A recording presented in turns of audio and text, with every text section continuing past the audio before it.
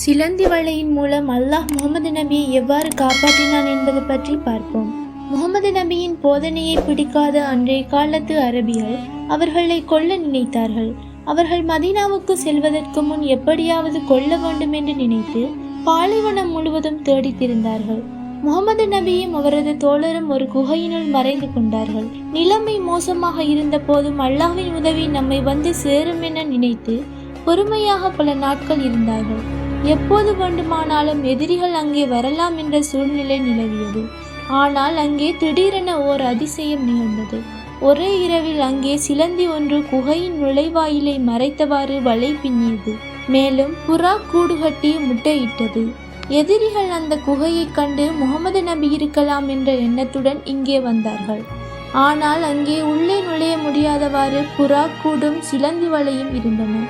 சிலந்தி வலையை பார்த்தவர்கள் கைவிடப்பட்ட குகை போல் உள்ளது, இதில் மனிதர்கள் இருந்தால் புறா கூடு வைத்திருக்காது, சிலந்தி வலையும் பிரிந்திருக்கும், இதற்குள் நுழைந்து நேரம் விரயம்தான் ஏற்படும் என்று கூறி சென்று விட்டனர்.